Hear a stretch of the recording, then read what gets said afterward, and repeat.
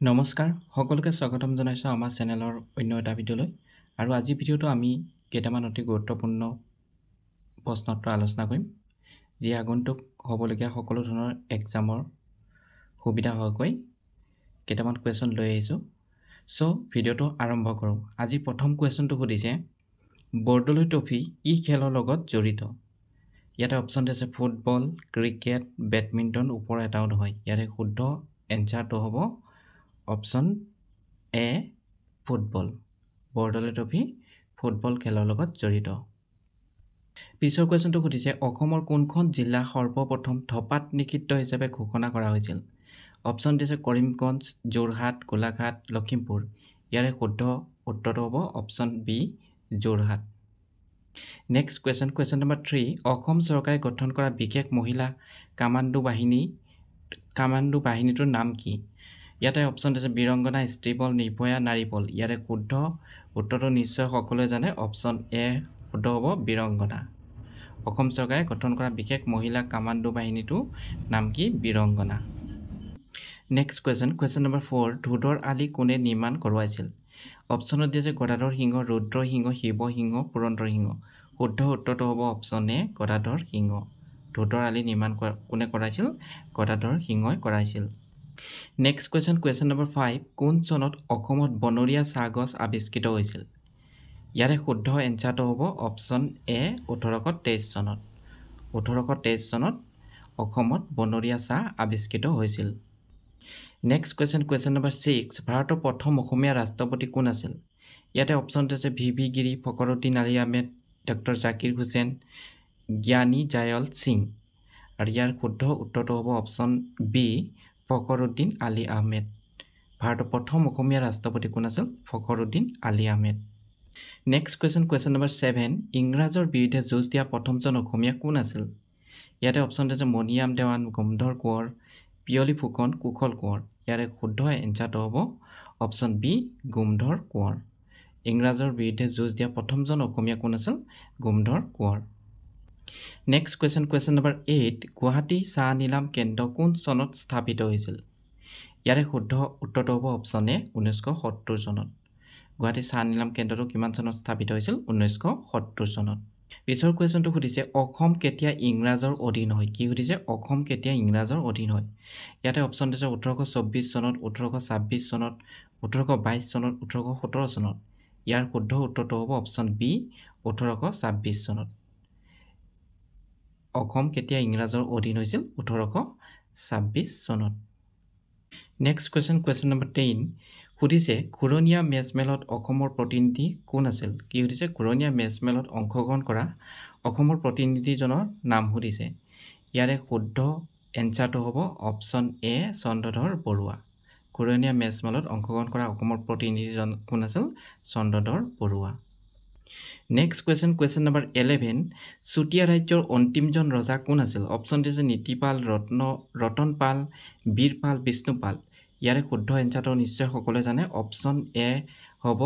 নীতিপাল বা নিত্যপাল আছিল চুতীয়া ৰাজ্যৰ অন্তিমজন ৰজা নেক্সট কুৱেশ্যন নম্বৰ 12ত সুধিছে আহোম সাম্ৰাজ্যৰ প্ৰথম ৰাজধানী ক'ত আছিল অপচন দিছে টিপাম চৰাইদেউ ৰংপুৰ হাবুং ইয়াৰে শুদ্ধ এনসাৰটো হ'ব অপচন বি চৰাইদেউ আহোম সাম্ৰাজ্যৰ প্ৰথম ৰাজধানী ক'ত আছিল চৰাইদেউত নেক্সট কুৱেশ্যন নম্বৰ 13 সুধিছে নৱগ্ৰহ মন্দিৰ গুৱাহাটী কোনটো পাহাৰৰ শিখৰত অৱস্থিত অপচন দিছে নীলাচল চিত্ৰাচল কালা পাহাৰ জাপৰি গোপ ইয়াৰে শুদ্ধ উত্তৰটো হ'ব অপচন বি চিত্ৰাচল নৱগ্ৰহ মন্দিৰটো গুৱাহাটীৰ ক'ত অৱস্থিত চিত্ৰাচল পাহাৰত অৱস্থিত নেক্সট কুৱেশ্যন নম্বৰ 14 সুধিছে অসম বুৰঞ্জীত শুক্লধ্বজক কি নামেৰে জনা যায় ইয়াতে অপচন আছে চিলাৰায় ধৰমৰাজ প্ৰতাপ বল্লভ সংগ্ৰামজিত আৰু ইয়াৰ শুদ্ধ উত্তৰটো হ'ব নিশ্চয় সকলোৱে জানে অপচন এ চিলাৰায় অসম বুৰঞ্জীত শুক্লধ্বজক আন কি নামেৰে জনা যায় চিলাৰায় নামে জনা যায় নেক্সট কুৱেশ্যন নম্বৰ 15 বদন চন্দ্ৰ বৰফুকনক কোনে হত্যা কৰিছিল কি সুধিছে বদন চন্দ্ৰ বৰফুকনক কোনে হত্যা কৰিছিল ইয়াৰে শুদ্ধ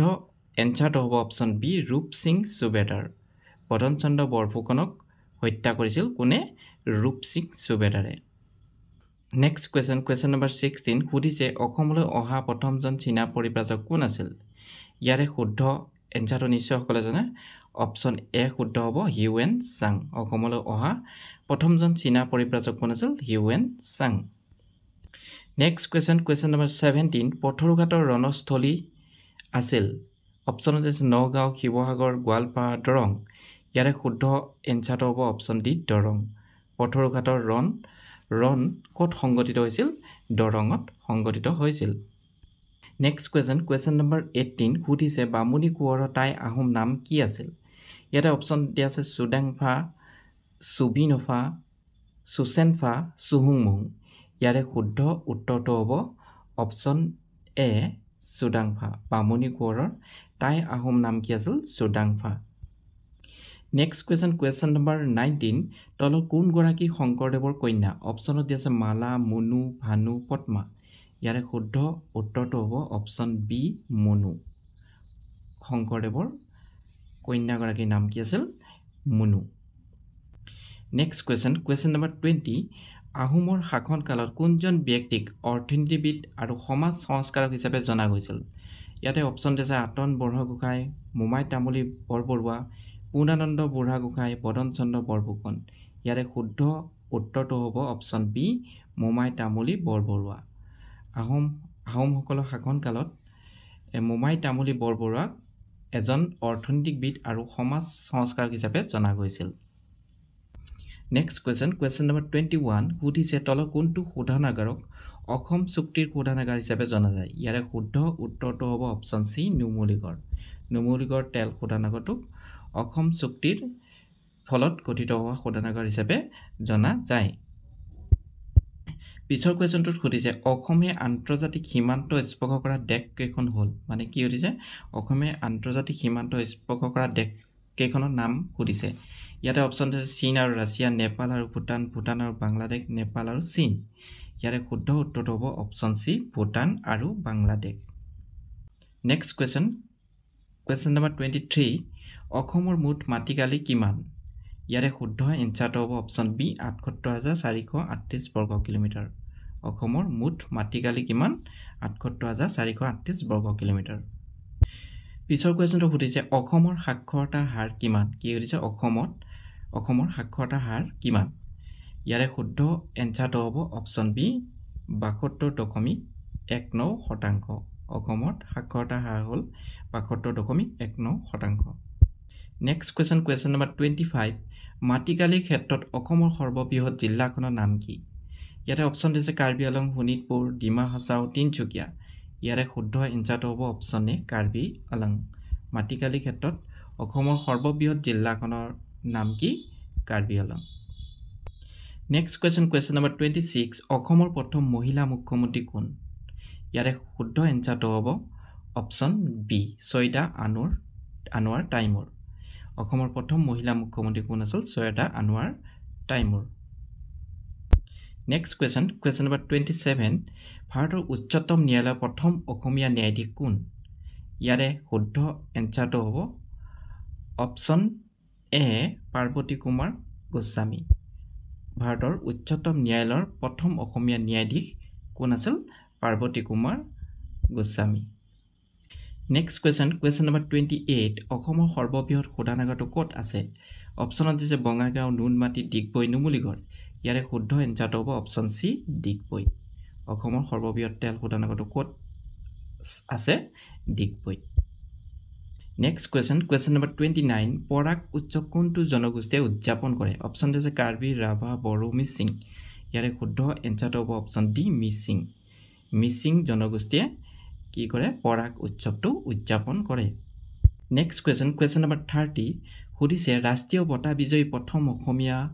মহিলা কণ্ঠশিল্পী হৈছে ইয়াতে অপশ্যন দিছে পাৰ্বিন চুলতানা তৰালী শৰ্মা প্ৰিয়ংকা ভৰালী মুনমী বৰা ইয়াৰে শুদ্ধ এনচাৰটো হ'ব অপশ্যন বি তৰালী শৰ্মা ৰাষ্ট্ৰীয় বঁটা বিজয়ী প্ৰথম অসমীয়া মহিলা কণ্ঠশিল্পীজনৰ নাম হৈছে কি Tarali Sharma next question number 31 শ্ৰীকৃষ্ণৰ নাতি অনিৰুদ্ধই অসমৰ কোন ৰাজকন্যাক বিয়া কৰাইছিল অপশ্যন দিছে ৰুক্মিণী উষা ৰমণী গাভৰু চিত্ৰলেখা ইয়াৰে কাৰেক্ট এনসাৰটো হ'ব option B Ukha next question number 32 সুধিছে ৰাষ্ট্ৰীয় বঁটা বিজেতা অসমৰ দেৱজিৎ চাংমাই হৈছে এজন গায়ক শব্দজন্তী লেখক পৰিচালক ইয়াৰে শুদ্ধ এনসাৰটো হ'ব অপশন বি শব্দজন্তী ৰাষ্ট্ৰীয় বঁটা বিজেতা অসমৰ দেৱজিৎ চাংমাই হৈছে কি শব্দজন্তীৰ লগত জড়িত নেক্সট question number 33 প্ৰথম অসমীয়া চলচ্চিত্ৰ জয়মতী নিৰ্মাণ হৈছিল ইয়াৰে শুদ্ধ এনসাৰটো নিশ্চয় সকলোৱে জানে 1935 চনত প্ৰথম অসমীয়া চলচ্চিত্ৰ জয়মতীখন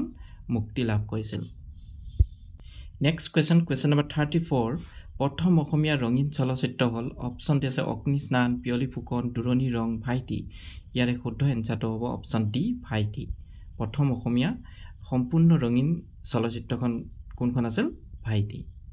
নেক্সট question number 35 শ্ৰীমন্ত শংকৰদেৱে ৰচনা কৰা কীৰ্তন কোন পুথিৰ সাৰাংশ অপচন আছে হৰিবংশ ভাগৱত ৰামায়ণ মহাভাৰত ইয়াৰে শুদ্ধ এনসাৰটো হ'ব option B Bhagavat question number 36 Asomiya মাহেকীয়া আলোচনী জোনাকীৰ প্ৰথম সম্পাদক কোন আছিল ইয়াতে অপচন আছে হেমচন্দ্ৰ গোস্বামী লক্ষ্মীনাথ বেজবৰুৱা চন্দ্ৰকুমাৰ আগৰৱালা বেণুধৰ ৰাজখোৱা শুদ্ধ উত্তৰটো হ'ব অপচন চি চন্দ্ৰকুমাৰ আগৰৱালা অসমীয়া মাহেকীয়া আলোচনী জোনাকীৰ প্ৰথম সম্পাদক কোন আছিল Chandra Kumar Agarwala next question number 37 সুধিছে ৰামধেনুৰ প্ৰথম সম্পাদক কোন অপচন আছে দীননাথ শৰ্মা ইন্দ্ৰকমল বেজবৰুৱা হেমচন্দ্ৰ গোস্বামী চন্দ্ৰকুমাৰ আগৰৱালা শুদ্ধ এনসাৰটো হ'ব অপচন বি ইন্দ্ৰকমল বেজবৰুৱা ৰামধেনুৰ প্ৰথম সম্পাদক কোন আছিল ইন্দ্ৰকমল বেজবৰুৱা নেক্সট question number 38 সুধিছে শ্ৰীমন্ত শংকৰদেৱৰ বিৰচিত সবাতোতকৈ সৰু পুথিখনৰ নাম কি অপচন আছে কীৰ্তন গুণমালা দশম কালীয় দমন ইয়াৰে শুদ্ধ এনসাৰটো হ'ব অপচন বি গুণমালা শ্ৰীমন্ত শংকৰদেৱৰ বিৰচিত সবাতোতকৈ সৰু পুথিখন হৈছে কি Gunamala next question number 39 Assam সাহিত্য সভাৰ পূৰ্বৰ নাম কি আছিল কি হৈছে অসম সাহিত্য সভাৰ পূৰ্বৰ নাম কি আছিল ইয়াৰে শুদ্ধ উত্তৰটো হ'ব অপচন চি সদৌ আসাম সাহিত্য সন্মিলনী অসম সাহিত্য সভাৰ পূৰ্বৰ নাম কি আছিল সদৌ অসম সাহিত্য সন্মিলনী নেক্সট question number 40 মোগলে কোন আহোম ৰজাৰ দিনত শেষবাৰৰ বাবে অসম আক্ৰমণ কৰিছিল অপচন আছে চক্ৰধৰ সিংহ জয়ধ্বজ সিংহ প্ৰতাপ সিংহ গদাধৰ সিংহ ইয়াৰে শুদ্ধ এনসাৰটো হ'ব অপচন ডি গদাধৰ সিংহ নেক্সট question number 41 সুধিছে মৃত্যুঞ্জয় ৰচিতা কোন ইয়াৰে অপচন আছে মামনি ৰয়ছম গোস্বামী দেৱেন্দ্ৰনাথ আচাৰ্য যোগেশ দাস বীৰেন্দ্ৰ কুমাৰ ভট্টাচাৰ্য ইয়াৰে শুদ্ধ এনসাৰটো হ'ব অপচন ডি বীৰেন্দ্ৰ কুমাৰ ভট্টাচাৰ্য মৃত্যুঞ্জয়খন কোনে ৰচনা কৰিছিল বীৰেন্দ্ৰ কুমাৰ ভট্টাচাৰ্যই নেক্সট question number 42 অসম উপত্যকা সাহিত্য বঁটা কোনে প্ৰদান কৰে ইয়াতে অপচন আছে অসম সাহিত্য সভাই সাহিত্য একাডেমীয়ে অসম চৰকাৰে মেগৰ শৈক্ষিক ন্যাসে ইয়াৰে শুদ্ধ এনসাৰটো হ'ব অপচন ডি মেগৰ শৈক্ষিক ন্যাসে অসম উপত্যকা সাহিত্য বঁটা প্ৰদান কৰে নেক্সট question number 43 বড়ো সাহিত্য সভা স্থাপিত হৈছিল কি সুধিছে বড়ো সাহিত্য সভা কিমান চনত স্থাপিত হৈছিল ইয়াতে অপচন আছে 1960 1955 1952 1954 ইয়াৰে শুদ্ধ এনসাৰটো হ'ব অপচন চি 1952 1952 চনত বড়ো সাহিত্য সভা স্থাপিত হৈছিল পিছৰ কুৱেশ্যনটো সুধিছে আছামিজ ইটছ ফৰ্মেশ্যন এণ্ড ডেভেলপমেণ্টৰ লেখক কোন কি সুধিছে আছামিজ ইটছ ফৰ্মেশ্যন এণ্ড ডেভেলপমেণ্টৰ লেখক কোন অপচন আছে হেম বৰুৱা বাণীকান্ত কাকতি আনন্দৰাম বৰুৱা মহেশ্বৰ নেওগ ইয়াৰে শুদ্ধ এনসাৰটো হ'ব option B Banikanta Kakati Assamese its formation and ডেভেলপমেণ্টৰ লেখকজন হ'ল কোন Banikanta Kakati next question number 45 Asomiya গদ্যৰ জনক বুলি কাক জনা যায় অপচন দিয়া আছে লক্ষ্মীনাথ বেজবৰুৱা ভট্টদেৱ চন্দ্ৰকুমাৰ আগৰৱালা জ্যোতিপ্ৰসাদ আগৰৱালা ইয়াৰে শুদ্ধ এনসাৰটো হ'ব অপচন বি ভট্টদেৱক কি বুলি জনা যায় অসমীয়া গদ্যৰ জনক বুলি জনা যায় নেক্সট question number 46 অসমৰ প্ৰধান প্ৰাকৃতিক ভাগ কেইটা ইয়াতে অপচন আছে 3টা 4টা 5টা 6টা ইয়াৰে শুদ্ধ এনসাৰটো হ'ব অপচন বি 4টা নেক্সট question number 47 অৰ্জুন বঁটা প্ৰাপক প্ৰথম অসমীয়া ক্ৰীড়াবিদ কোন ইয়াৰে শুদ্ধ এনসাৰটো হ'ব option B Bhogeswar Baruah next question number 48 Bakhtiyar খিলজীয়ে অসম আক্ৰমণৰ সময়ত অসমৰ ৰজা কোন আছিল ইয়াতে অপশ্যনটো আছে নীলাম্বৰ পৃথু নীলধ্বজ জোঙাল বলহু ইয়াৰে শুদ্ধ এনচাৰটো হ'ব option B Prithu question number 49 অসমৰ তলৰ কোনখন অভয়াৰণ্য বিশ্ব ঐতিহ্য ক্ষেত্ৰ ইয়াৰে শুদ্ধ এনচাৰটো হ'ব অপশ্যন বি কাজিৰঙা ৰাষ্ট্ৰীয় উদ্যান নেক্সট কুৱেশ্যন নম্বৰ 50 আজি ভিডিঅ'ৰ শেষৰ কুৱেশ্যনটোত সুধিছে অসম বিশ্ববিদ্যালয় ক'ত অৱস্থিত অপশ্যনটো আছে গুৱাহাটী যোৰহাট তেজপুৰ শিলচৰ ইয়াৰে শুদ্ধ এনচাৰটো হ'ব অপশ্যন ডি শিলচৰ অসম বিশ্ববিদ্যালয় ক'ত অৱস্থিত শিলচৰত অৱস্থিত সো ভিউয়াৰ্স ভিডিঅ'টো চোৱাৰ বাবে সকলোকে অশেষ ধন্যবাদ আৰু যদি ভিডিঅ'টো ভাল পাইছে তেনেহ'লে লাইক সাবস্ক্ৰাইব আৰু বন্ধু বান্ধৱীসকলক শ্বেয়াৰ কৰি দিব আৰু লগতে যদি আমাৰ ভিডিঅ'বোৰ ল'ব বিচাৰে তেনেহ'লে আমাৰ ডেছক্ৰিপশ্যনত আমাৰ হোৱাটছআপ গ্ৰুপৰ লিংকটো দিয়া হৈছে তাত গৈ আপোনালোকে জয়েন হৈ ল'ব আৰু তাৰ পৰা অতি সহজে আপোনালোকে পিডিএফবোৰ ডাউনলোড কৰি ল'ব পাৰিব সো সকলোকে অশেষ ধন্যবাদ থ্যাংক ইউ সো মাচ